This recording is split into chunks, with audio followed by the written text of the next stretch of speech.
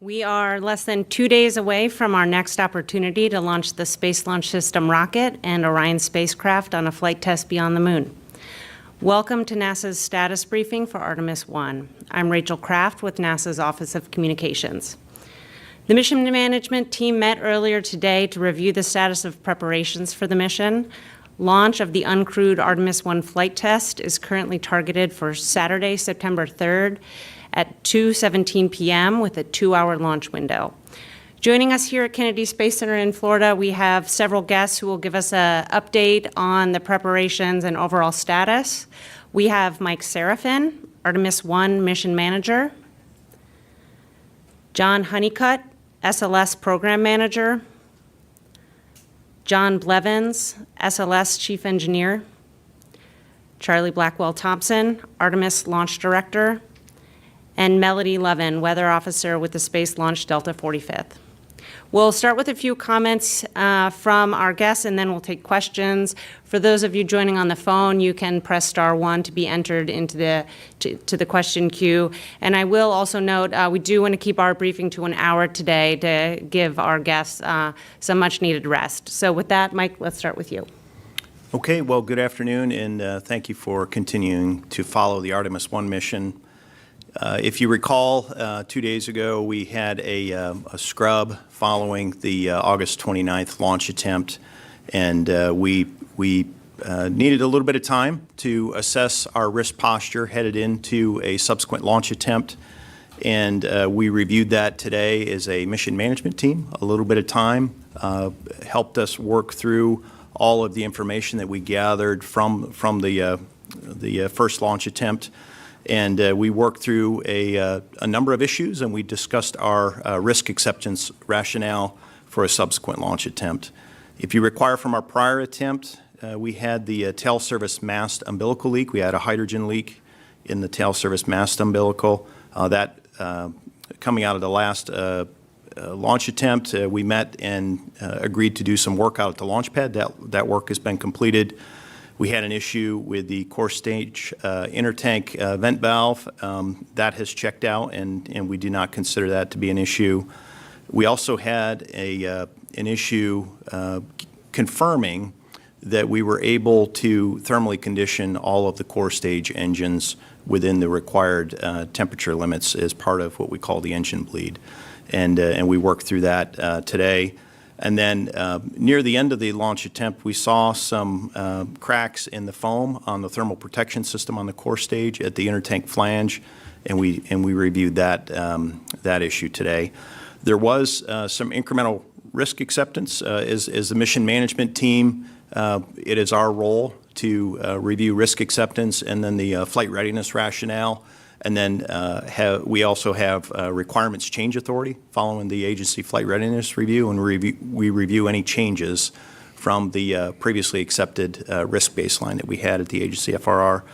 And we did that today. Only 2 of those items required some incremental risk acceptance, and that was the thermal conditioning of the engines associated with the engine bleed, and then the core stage thermal protection system, the crack that we saw, specifically what is termed crack number 2 at the intertank flange, just due to the potential for debris transport, and then contact with the booster SEP motor.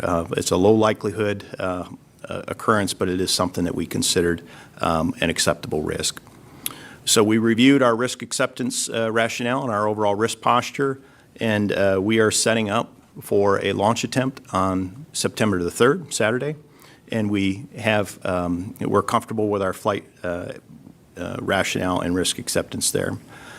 In addition to that, we did have some late analysis come in associated with an off-nominal performance scenario where if we have, and this, we're not planning on this, but should we have a underspeed at the completion of the translunar injection maneuver, it shows that our trajectory would put us into what we call an eclipse violation, which is a power production issue for the Orion spacecraft. So as a result of that, it is specific to the September 4th launch opportunity.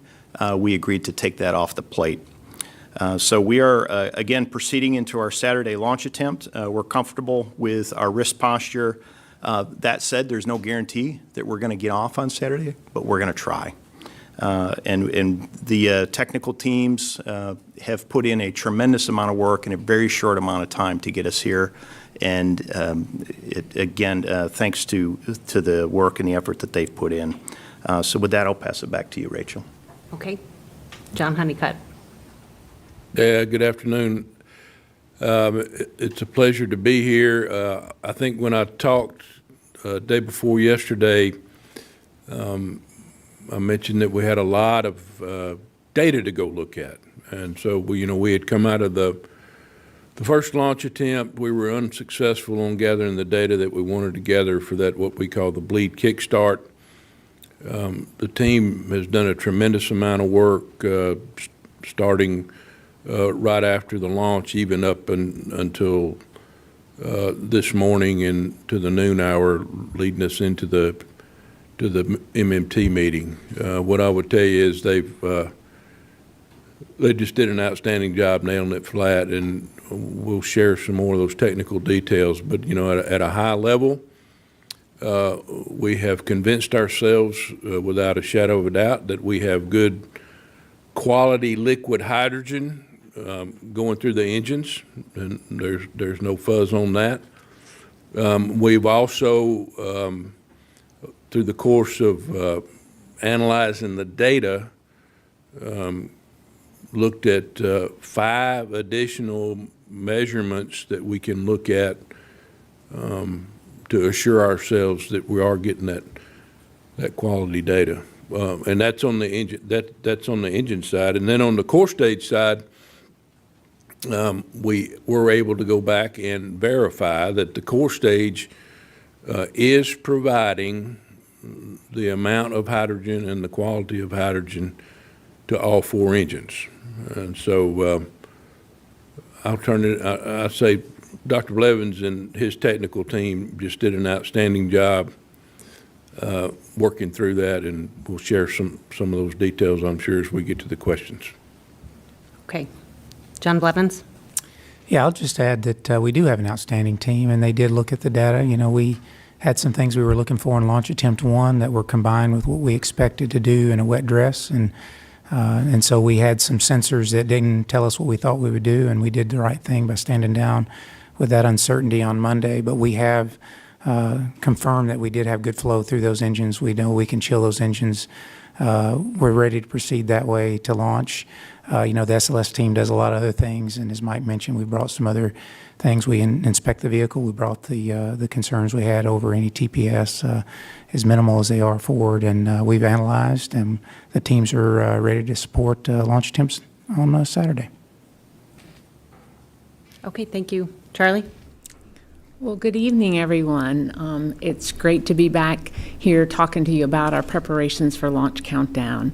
I think we met and talked just a couple days ago, and when we had our last press conference on Tuesday, we had finished up our safing and securing out at the pad, and we were getting ready to send the access stand out so that we could begin work on the LH2 TSMU purge can, where we detected that leak during our tanking operations.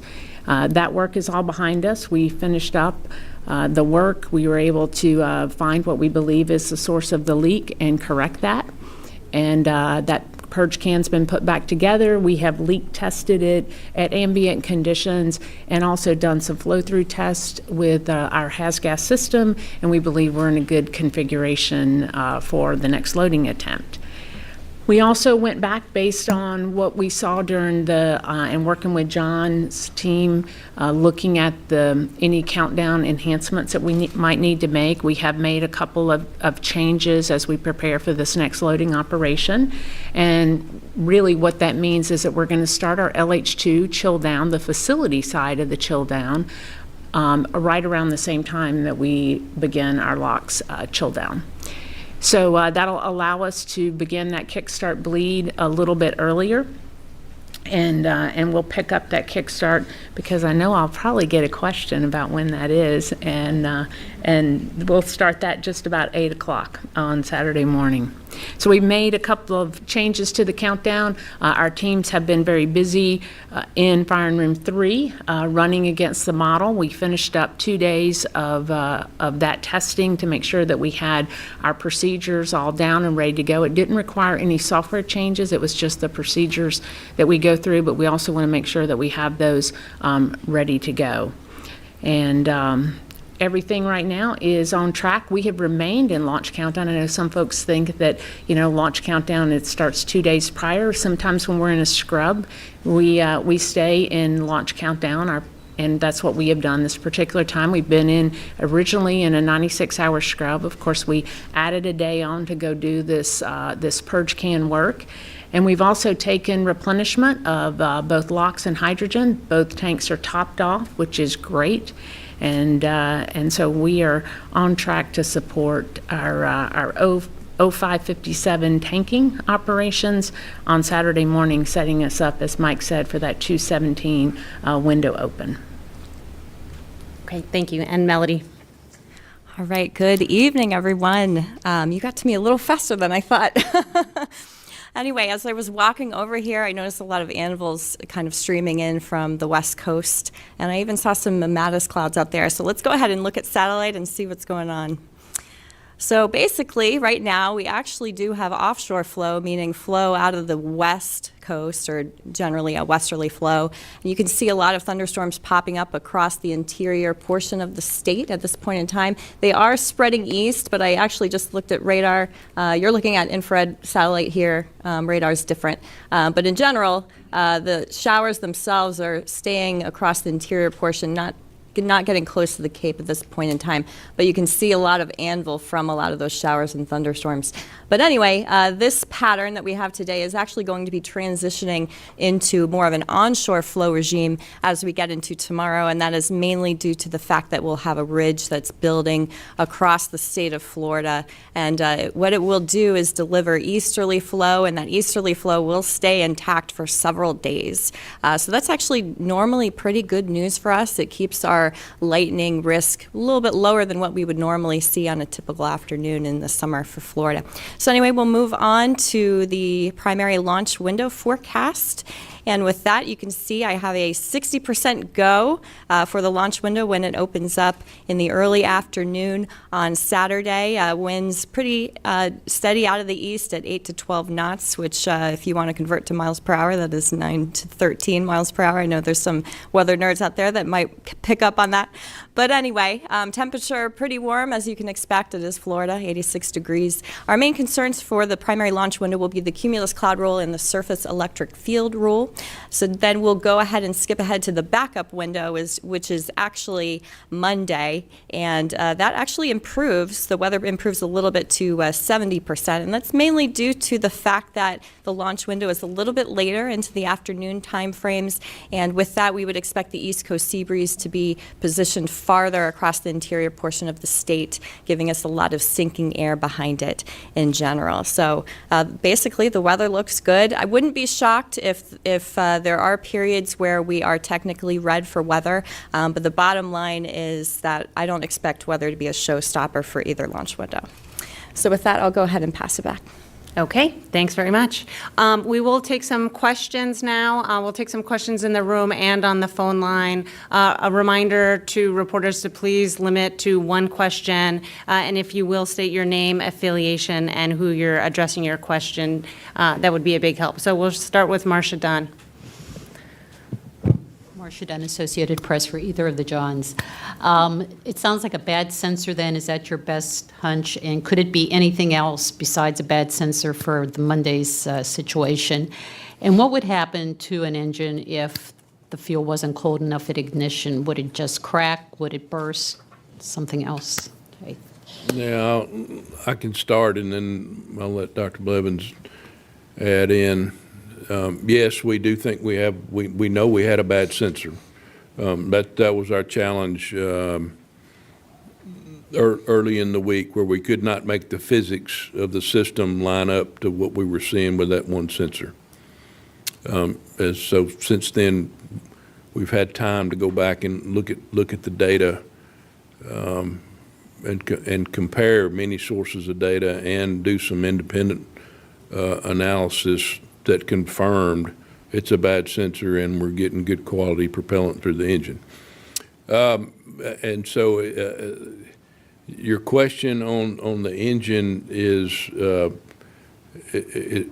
there's a lot of things that we do on the engine to monitor the engine to make sure that it's operating the way we want to see it, through operational flight instrumentation, as well as we have what we call an advanced health monitoring system that is on each engine that is designed primarily to look at vibrations and that sort of thing on the engine and pick those up as an early warning. And so, John, I'll let you add more there.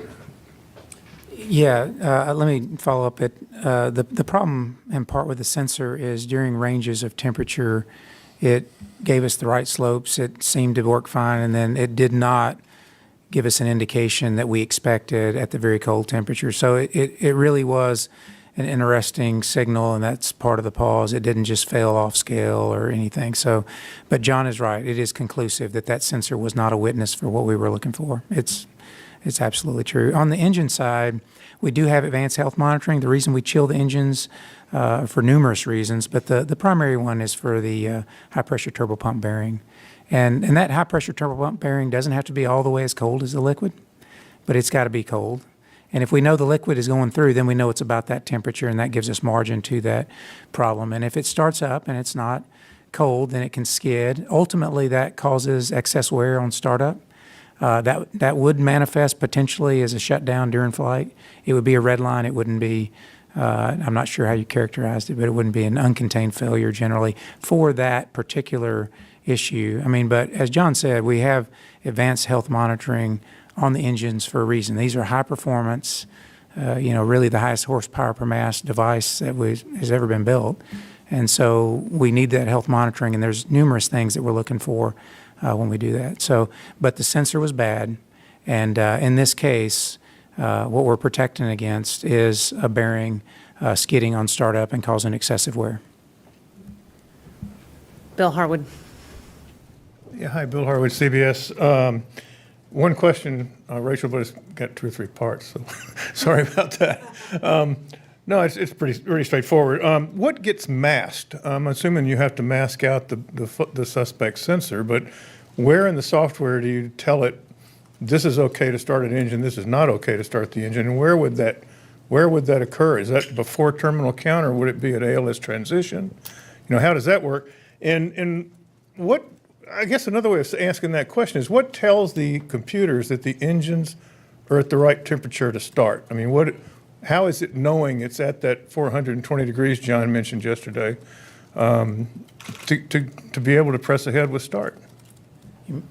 I'll go ahead and Yeah, take this go one. ahead. So first of all, the protection for the engine is not, this sensor was never intended to be used as an LCC or for this purpose. It is not part of ALS. It is not part of the startup protection.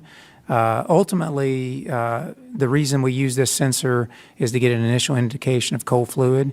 We did combine this launch attempt 1 with an objective we did not achieve in wet dress, and that's why we had more verification work to do. We were going to do that verification early in launch attempt 1.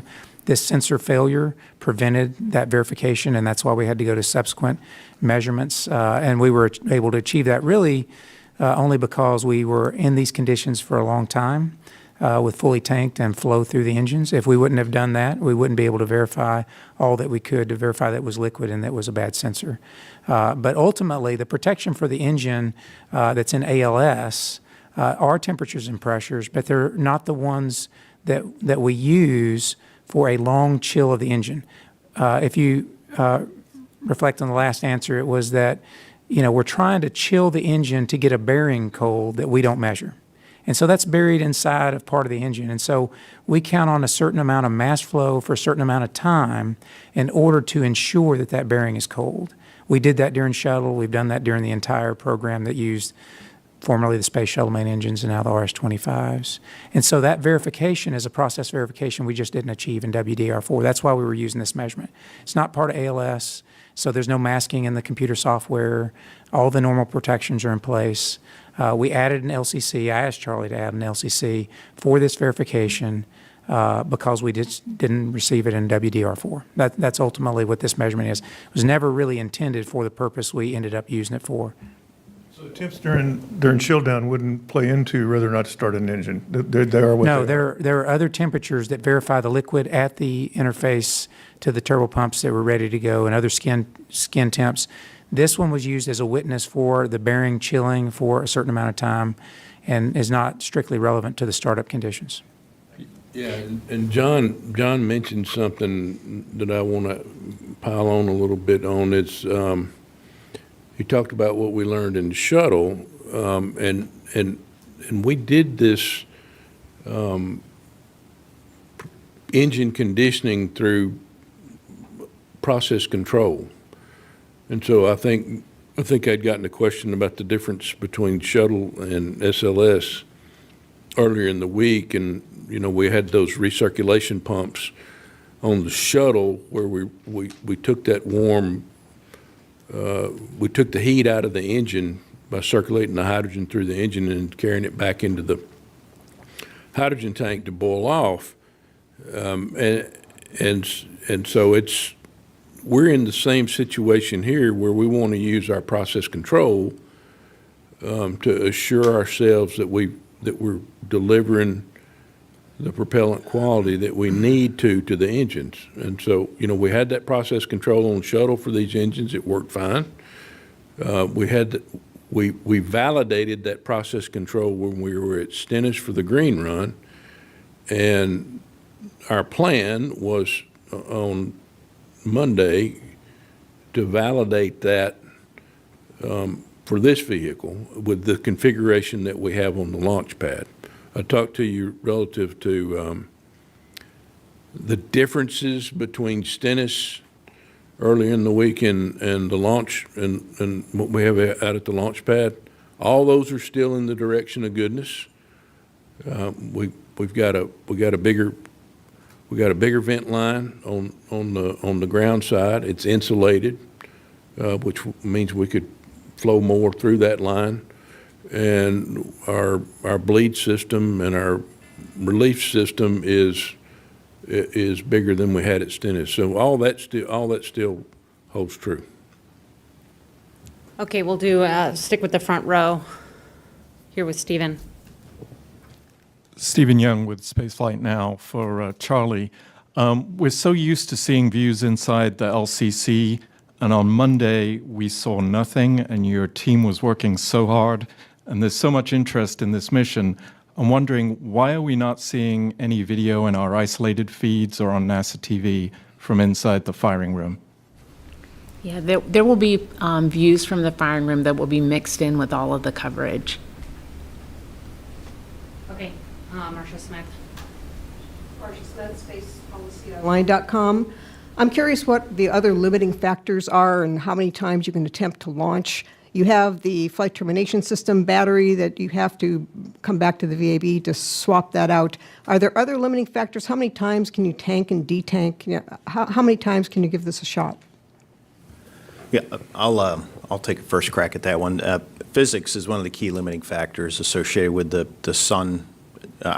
Earth and the Moon position relative to what this initial configuration of the Space Launch System rocket is capable of with the intercrawl propulsion stage. So we lose our ability to fly into a lunar intercept after September the 6th. And that's one of the key limiters. There's also the flight termination system. It's essentially a reliability check in the interest of public safety. And I don't know, Charlie, if you have any others to add on that, but those are kind of the key drivers at this point. So you can tank and detank an infinite number of times? Not infinitely. We track those, and we're a ways away from those limits. Okay, Stephen, and then we'll go to Irene. Stephen Clark, Spaceflight Now. Just so I understand, on WDR4 back on the 20th of June, ALS cut the countdown at 29 seconds for when it realized the engines were not thermally conditioned for flight. If the engines are not at the proper temperature on Monday, this sensor notwithstanding, ALS would still cut the count. There's no risk of igniting an engine at the wrong temperature. Is that a proper understanding? Yeah, that's correct. I want to make sure you understand. ALS is checking the temperature, pressure, and many other parameters at that moment. The whole point of the sensor that we use, which we would have just verified process, as John talked about, is to get time at temperature for that one part, and now we've confirmed that through other means. So the engine will not start unless we hit the engine start box. ALS will shut it down. And are you actually masking that? No, sensor? we are not masking anything in Okay. ALS. No, we're not masking. what we're measuring. That sensor is an engineering sensor for engineering data. It is not a flight, it's not OFI, it's not a flight instrument. Okay, and we'll go to the second row to Irene Klotz, and then we'll take a few from the phone. Thanks. Irene Klotz with Aviation Week, maybe for whomever. Do you think that starting the kickstart procedure early will give you a reading that the sensor is now working, even though it's just an engineering sensor? And do you think that just because they're engineering sensors and not the fidelity that you have elsewhere in the system and in the ALS software, that that's why the other engines were not quite cold enough either? Yeah, let me take that. No matter what that sensor does, I've learned a lot about the flow process, which is what you do a WDR for, and we ended up unfortunately doing that somewhat on Monday. And we stayed at condition for a while, and we flowed not just through all 4 engines, but even through just the one that we were slightly more concerned about. And so whatever that sensor does, I have lots of supporting evidence that's much higher fidelity from the engine itself on that chill process. Starting it earlier certainly makes me happy because I'll get an indication earlier in the day that the engine's looking good. And time at temperature, as I told you, is what achieves a good bearing temperature, so we'll do that. As far as the other 3 temperatures, they're extremely consistent with saturated liquid temperatures. And, I think a lot of people have talked about those temperatures being off. In the case of Stennis, we had those 3 temperatures, and we defined what saturation was by what we measured at Stennis because we knew we had saturated liquid in the core stage green run. And in this case, if you're able to go back and take a look at that data, you'll see that they were at saturation temperature. So they may have been 1 to 2 degrees Rankine away from what we expected or what we saw as a witness prior 18 months earlier at the core stage green run. But they are consistent with saturated liquid. So there's no question that the engines receive saturated liquid.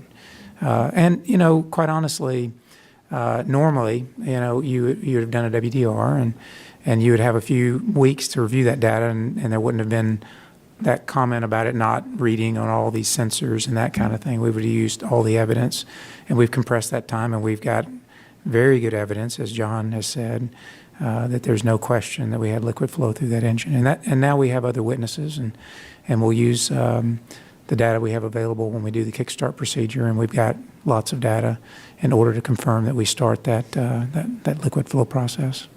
Thanks. Okay, and we'll go to the phone and take a few questions from there. We'll start with Michael Sheets of CNBC.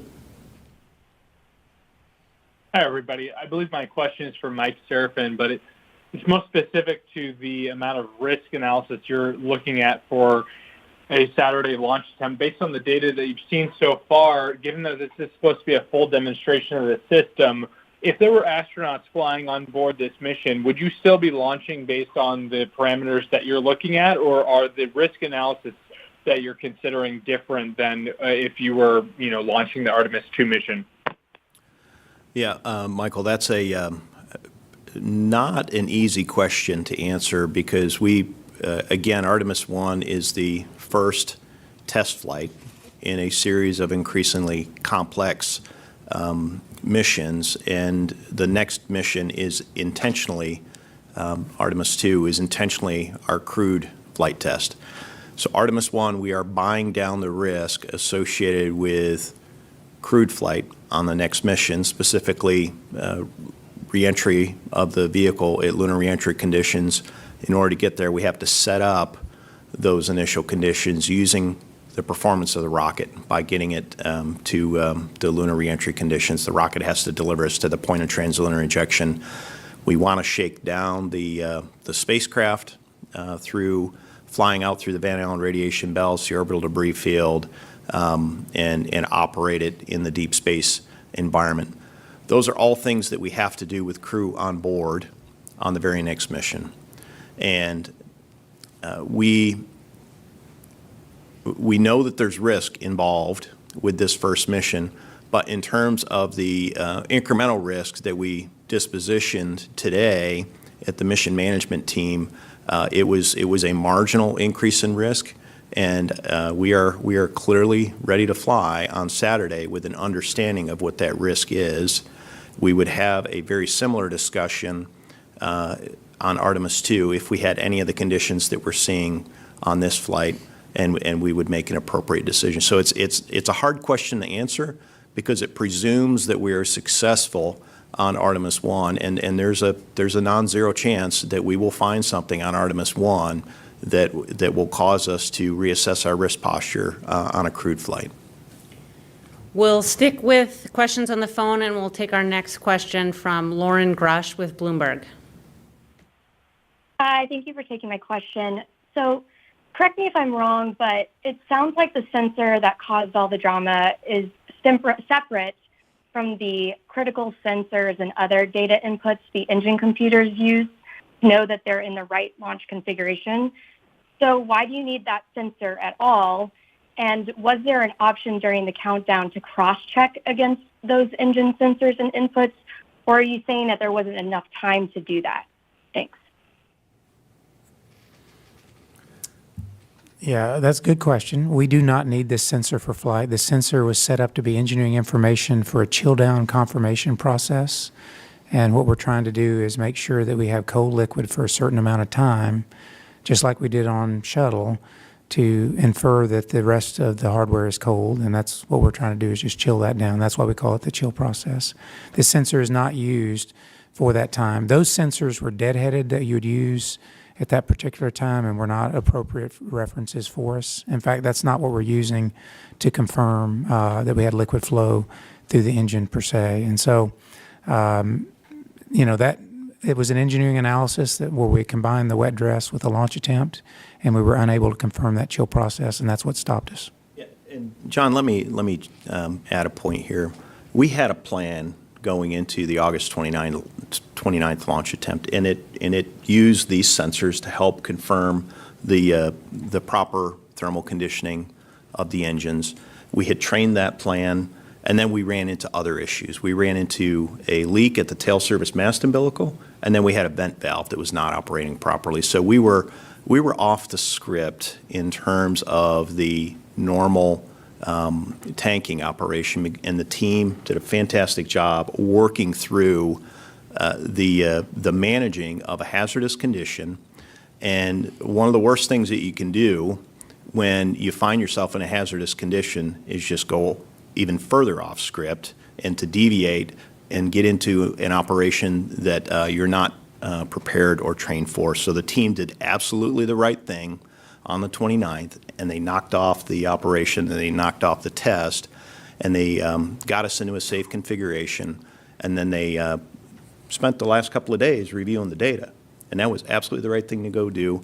2020 hindsight, these particular sensors, we know aren't the best cue to work off of, and we've reassessed the plan, and we have a great plan moving forward. We understand the risk posture associated with getting the engines thermally conditioned, and the team was asked today very specifically, are you ready to go load the vehicle with this earlier tanking and earlier bleed flow operation? And the answer was absolutely yes. So I don't know, Charlie, if you have anything to add to that one.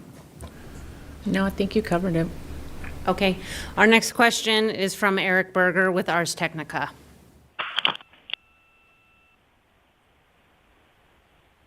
Hi, thanks for doing this. That was great, Mike. Thank you. I'd like to take another crack at a question I think Marcia was trying to ask earlier. Based upon comments we've heard during earlier briefings, it does seem like there's been some mild concern about the shelf life of the stacked Artemis I rocket. And I guess what I'd like to understand is, are there wear and tear issues that you've mentioned on the rocket? Marcia asked how many cycles were left in the core stage propellant tanks, and just wondering, are you feeling some urgency to get this rocket off in the next month or two, or are you good in the configuration you're in now for quite a while? Thank you. We're good in the configuration we're in for a while. As I alluded to earlier, I'm not going to give you an exact number, but I know we're well into the high double digits on additional tank cycles. As far as worrying about things with the rocket sitting on the pad. There are probably more little things like we see cracks in TPS and that sort of thing that we have to go analyze to clear. But the big thing we want to avoid is rollbacks to the VAB. Those are the things that Dr. Blevins has told me will put more stress on the vehicle than anything else. Now, that said, we've still got rolls left in the vehicle, but we want to watch that and manage it. Do you want to add anything, John? I'll say we track all life-limited items. We watch that very closely. I don't have any concern on the pressure cycles of the tank, just as you said, John. We have numerous cycles left, and that's to a good margin of safety. I do like to protect the rolls because they're complicated, and they affect every part of the rocket, but we have plenty of rolls left at this time, too. Okay, one more on the phone, and then we'll come back in the room. Joey Roulette with Reuters. Hey, thanks. My question was asked. Okay, we'll come back in here in the room. We'll go there in the second row, Jeff Faust. Jeff Faust, Space News. For Mike Seraphin, quick question. If we do launch on Saturday, what is the length of the mission? And do you have to do any changes to the mission plan if it's shorter than 42 days? Yeah, Jeff, that's a great question. I will confirm it here, but I believe it's a 37-day mission with the splashdown on October the 11th. In terms of changes to work, obviously, you launch a day later. You have to schedule your satellite coverage and your deep space network coverage. You have to issue a whole host of notifications, and some of those are to aircraft that are going to be taking observations of the vehicle during launch or during splashdown. We've notified the Navy that's providing our recovery assets. We've notified the FAA via the Eastern Range for notice to air missions. We've notified the Coast Guard for notice to mariners for any boats that are out there, for the splashdown locations of any of the jettisoned items, but also of the end of mission locations. So there's a whole host of things that the team works through to replan, and all of those notifications, but also products have been pre-planned ahead of the mission, and the team has pulled those off the shelf. They're putting the final touches on a lot of those things, and the process is flexible enough to handle that, so we're not concerned with any of those items. Okay, we'll come back here in the front row, and then we'll move over to the other side. Right here, yep. Chris Gephardt with NASA Spaceflight. I think these are both for Charlie. How many cutouts and colas do we have for Saturday's window? What's the longest one within there? And starting LH2 chill down on the ground side a bit early, starting to bleed a bit early, that sounds to me like you're going to lose a little bit more to boil off and a little bit more to bleed. Where does that leave you on the LH2 margins for the day? I know you have to top off the tank afterward, but like on launch day, where does that leave you for the 2-hour window? Let's see.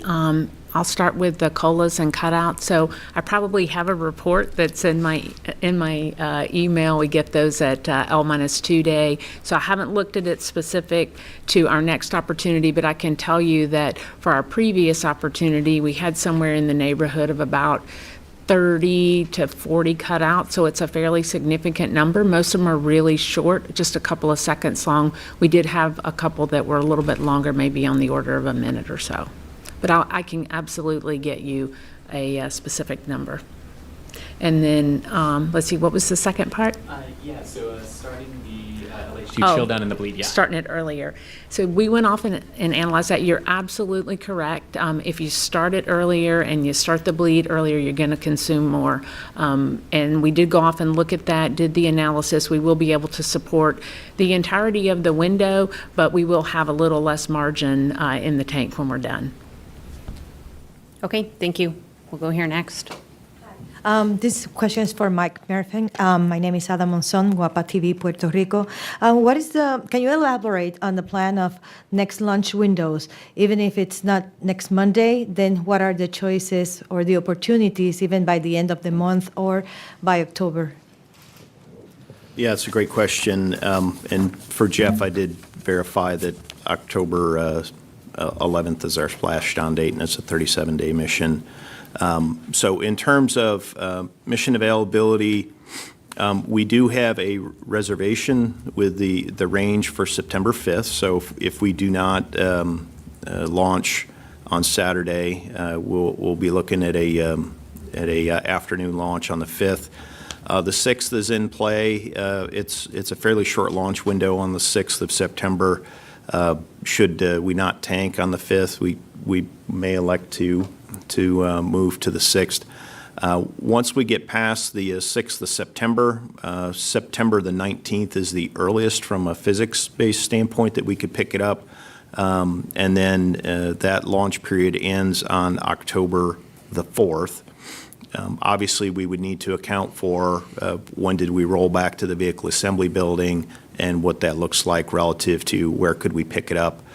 We would also have to assess why did we roll back to the vehicle assembly building? Did we just simply not get lucky with weather and we had to roll back and check out the flight termination system again?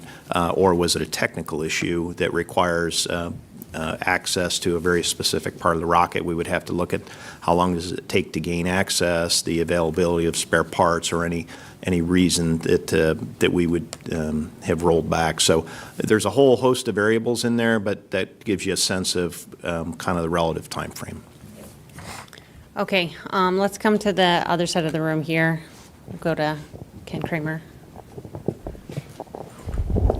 Hi, thank you. Ken Kramer, Space Up Close. For Charlie Blackwell Thompson, please, can you talk a little bit more about the liquid hydrogen work you did on the purge can? How did you discover it? What did you do to fix it, and how do you determine it was fixed? Thank you. So, after WDR3, we also had a leak in the purge can, and while you never want to have a leak, it did give us an opportunity to really do a very close examination of what caused that leak. And so we learned a lot from that, and we learned what are all the things that you want to go check. And we took some very specific actions after WDR3. You may recall we were setting up very similar to what we did over the last day or so out at the pad. We were getting the access in place, and then we made a decision to roll back because we wanted to go allow the GN2 production plant to make the upgrades. And so we went back to the VAB and opened up the purge can. We looked at all of the penetrations that go into that can, the soft goods associated with it, looked at the gaskets, looked at the flanges, checked all the torques, and found that there was some relaxation in the torques on the flange, and we ended up retorquing them. We made a couple of changes to the drain assist purge. You may remember seeing the pictures. It was kind of a cantilevered, arrangement into the back of the can, so it kind of put a load on there. We ended up changing that, and anyway, we came back out for WDR4. We saw good performance in the purge can. We obviously picked up the 4-inch QD leak, so that presented a different challenge for the team to go take on. But what we saw during launch attempt 1 is we saw a similar signature. We had hydrogen concentration increasing. It was fine during slow fill. It was as we got into the higher pressures and saw more flow across that interface. We were able to manage our way through it. The team was able to vary the flow rates and stay within the specifications. But certainly we saw it reoccur during drain and recognized that we needed to go take a closer look at what was causing this. So as I said, we went back into the purge can out at the pad because we'd had the opportunity after WDR3 to come up with, here's the 3 or 4 or 5 things you need to go look at. We went and checked all those same things again, and what we found is in that 8-inch, in the purge can and in the 8-inch QD, there is a pressure sense line there. It's a penetration into the can and into the into the 8-inch there. And what happened is we found that loose, and we believe, we found that loose. So we changed out the seal around that pressure sense line. We retorqued it, and we believe that that is most likely the leak source. We checked the flange, the torques on the flange, everything was nominal. We did an inspection of the gasket, it was nominal, and we checked every other fitting there, and everything was found to be nominal. So finding that one item loose, we feel that that's most likely the cause. Now, as we've talked before, we did ambient leak checks, and afterwards, after we put it all back together, and we didn't find anything, but until you hit it with cryo, you really don't know for sure. So. Do you know why it was loose? No, I mean, I have to believe that it was something that's happened between when it was checked in the VAB and at the pad. So it could be from roll or from something else, but no, I don't know for certain what caused it to become loose. Okay, we'll take here in the black shirt. Hi, Michael Grushko, National Geographic. This is for Mike Serafin. Following up on Michael Sheets' question earlier. Earlier in the week, you gave an assessment that there was a 1 in 125 risk of loss of Orion based on all phases of flight. Now, you've added 2 incremental risk acceptances to the mix, the foam and then the engine conditioning. Do you have an updated number, and if so, what is it? We don't have an updated number. What I would say is there was no appreciable increase in risk. There was a delta risk acceptance because we know we have a crack in the foam. We have a nonconformance at the intertank flange area. We know its location. We know the approximate size, and there's a small likelihood that it could be liberated during launch, follow a very specific trajectory, and hit one specific location on a booster that could cause a problem. The likelihood of that is very low. In addition to that, as we talked with the engine bleed, the thermal conditioning, it really comes down to the fact that we haven't demonstrated it previously. We have a high confidence that we can get through this, given the indications that Dr. Blevins and John Honeycutt talked earlier. The team has more insight given where we are. We've trained it. We have a more robust plan than we had going into the launch attempt on the 29th. In terms of what that means to 1 in 125, does it change that number? Probably if you go way out in terms of decimal points, but there's no appreciable increase in risk. But we do talk about those types of things to ensure that we understand exactly what we're getting ourselves into before we commit the vehicle to flight. And next, we'll go with Kenneth Chang, and then we'll take a few more from the phone. Hi, Ken Chang from New York Times for John Honeycutt, John Blevins. Could you explain in a little more detail what was the issue with the vent valve on Monday and how you're confident it's not an issue going forward? Thank you. Yeah, so we did not have an issue with the vent valve. The vent valve is in the system where we had the leak. So the vent valve was inside of the intertank. It goes to the intertank structure, and then there's an umbilical there that vents out to the ground, and so the team saw the leak there. So it's probably better for Charlie to answer that one. Yeah, so I think John described it really well. So this is part of the hydrogen tank vent system. Goes out the umbilical arm, very similar to when we talk about the TSMU, right? There's a ground side and a flight side plate there, and the leak that we picked up was in that particular cavity. What we believe happened is as we have seen with QDs or quick disconnects before, is when you change the environment on them very rapidly, sometimes you will see a shift in the seal. That's actually one of our troubleshooting steps that we do when we see a leak. Is we'll let the QD warm up, and then we will allow flow back across it to see if we can get it to seat. So what had happened in the particular situation that we saw with that is we had gone all the way through our loading. Everything was fine. We had nominal performance in that QD cavity, no issues at all. But when we got into the troubleshooting of the bleed issue, that QD warmed up. We had not had, we'd had the vent valve closed, so you're not really venting through that area, and you got it warmed up for quite an amount of time. And then when we opened it and we exposed it to a very rapid change in environment, both temperature and pressure, that's when we picked up the leak there. And as a matter of course, as we went through the drain operations a little bit later, and you saw, the QD chill down, you actually saw nominal, the leak kind of sealed itself. So that's why we have confidence going into our next tanking operation. Again, we've seen this in the past where you've had rapid change in temperature and pressure. Sometimes you'll see some change in the seal, and that's what we believe caused the issue that we had on our launch temp 1.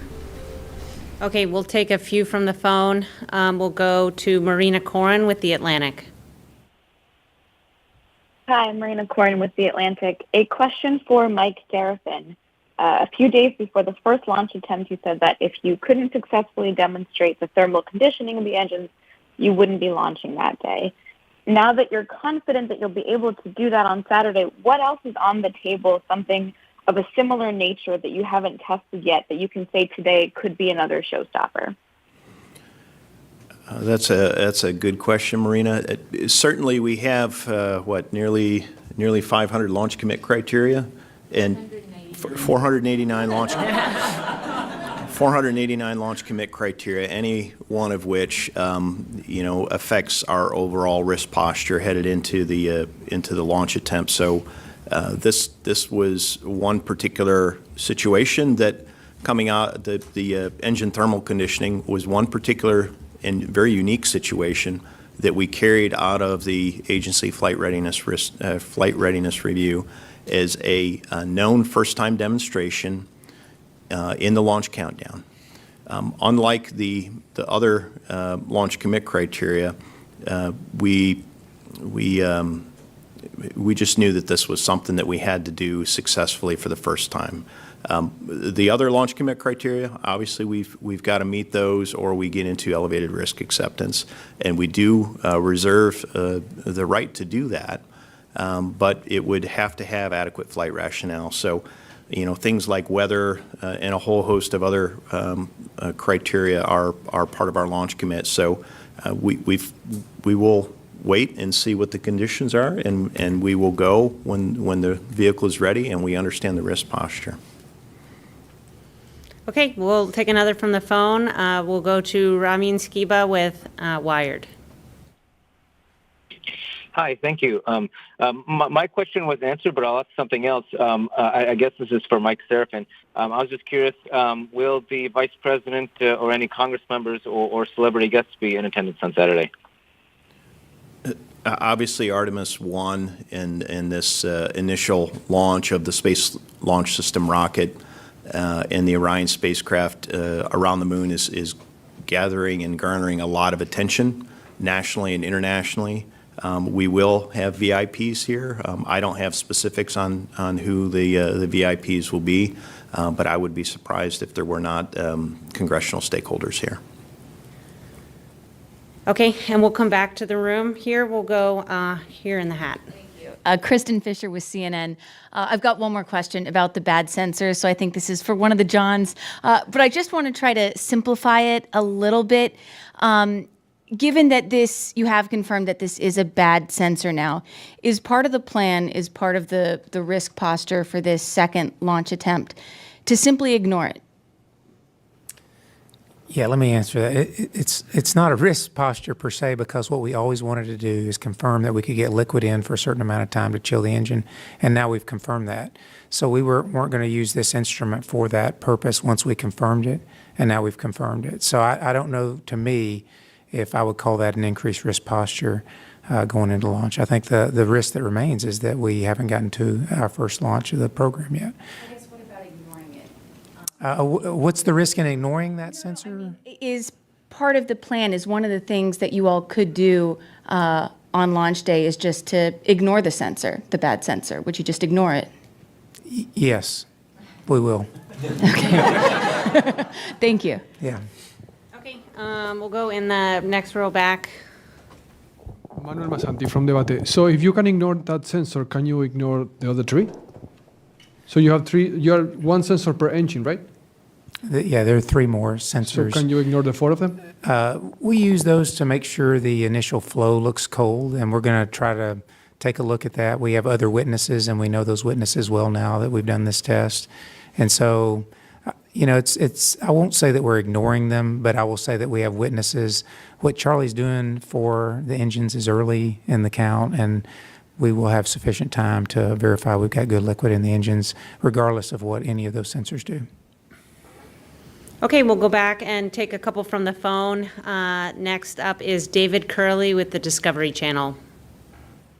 Thanks very much. Honeycutt or Charlie, what are your tolerances? What is the margin? I asked this a couple of days ago. When hydrogen's coming out into the vent tube, what temperature should it be at? If you're trying to get to minus 420, what it should be at? And Seraphin, big picture, we're in the weeds here. We're Thursday after a scrub going into the next launch. What are you thinking? How are you feeling? Temperature. Yeah, what we're looking for roughly is, well, we're looking for saturation temperature, and that's a function of pressure, and it's around minus 420 F, as you mentioned. I'm not sure what you're asking about. There is margin between that. There's roughly 40 degrees Fahrenheit margin between what we need the bearing to be and what we're looking for the liquid to be. And with the time that we're using, we will have plenty of cold fluid through there. So, ultimately, this process really ensures there's virtually no risk that bearing isn't at the right temperature. So I don't know how to measure that in any kind of quantitative margin. I would just suggest we verify that we can chill the engines properly. Okay, and David, in terms of what am I thinking, what am I feeling, we got to show up, we got to be ready, and we got to see what the day brings. And, we've got a whole host of things that could cause us to not get off any given day, weather, range, or technical. And those are the 3 big buckets. We talked about the 489 launch commit criteria. Those are the technical reasons we might not launch that day. And we've got the weather forecast is favorable. We might find that a combination of technical issues or somebody being out there on the range that shouldn't be out there from a public safety standpoint, and just a cloud cell or that kind of stuff could cause us to miss the opportunity. There's no guarantee that we're going to get off on the 3rd, but we're going to show up and we're going to try and we're going to give it our best. We'll take another question from the phone and then come back to the room. Next up, we have Tim Fernholz with Quartz. Hi there, this is Tim Fernholz from Quartz. Thanks for taking my question. I hope we get a launch on Saturday, but I'm curious, can you tell us a little bit more about the eclipse violation? I know obviously that wasn't one of the days that was originally hoped for a launch. What are the risks associated with that later on in the flight, and why are you accepting them now? Thanks.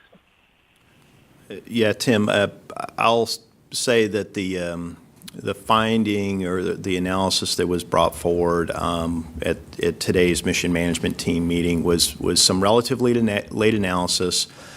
Normally, the team prioritizes the normal mission plan first, the mission you intend to fly, and they go off and they analyze that, and they did that work. And then they start looking at all the what-if cases. What if we have a performance problem? What if we have a battery problem? What if we have a solar array problem? And this was one of those what-if cases, and it came back and it showed that we had a significant power deficit if we had a performance problem, and we expect the rocket to perform fine. We've looked at our performance margins. We have over 20,000 pounds of margin to our guided cutoff at the insertion altitude, and we have over 2,000 pounds of margin to the point of translunar injection. But the power deficit, should we have a a performance problem through the point of translunar injection was to the point where we did not think we could manage it on the Orion spacecraft side, just due to the geometry between the sun, the Earth, and the spacecraft as it was headed outbound towards the moon on that outbound leg. So we took it off the plate. That said, it's likely to be a moot point once we tank on the third. The fourth is off the plate anyway, simply from a commodity standpoint. So it was just a part of our look ahead, and it was, as I said earlier, the result of a what-if case that came in fairly late. Okay, and we'll take one final question here in the room, and then we'll go ahead and wrap up. We'll go in the second row here. Hi, Sophie Sanchez from Cosmic Chicago with Chicago Now. I think my question would be best posed to Charlie. Tuesday's briefing kind of brought up memories of the ICE team and the work they did during the final inspections of the pad, looking at things like abnormal engine temperatures and foam falling off due to cracks. What role do they have, if any, in final inspections of SLS? And did they provide you with any information or data during the countdown, or was it all coming back from the sensors, the data gathered? Thank you. So the ICE team is a really important part of my launch team, just like they were back in the Space Shuttle. And one of the things that they do today, just like they did back then, is they provide an L-1 hour report on all of their findings. One of the differences is that they utilize high-res cameras out at the pad, and we've specifically placed additional cameras so that they have multiple views, and they can look at that without having to be deployed to the pad. So we've allowed technology to assist them in doing their job, but the report, in terms of the kinds of things that they're looking for, the report that they make is very similar to what they did with shuttle. It's just that they're doing it remotely. And we also have the capability, should we ever need to, if we had something where we felt like we needed to send them to the pad, we certainly have the capability to do that. We could send them in as a red crew to go evaluate something very specific. But what we have found is that the imagery that we get back in the control center has been more than adequate to evaluate all the different areas and the performance of the core stage. Okay, thank you. With that, I'd like to thank everyone for joining us today. We will have another pre-launch status briefing tomorrow morning at 9 a.m. Eastern, and our coverage of tanking operations starts on NASA TV Saturday at 5:45 a.m. Eastern, with our full launch coverage starting at 12:15 p.m., and our Spanish language coverage starts at 1 p.m. You can find more on our coverage plans and on the mission at nasa.gov/Artemis.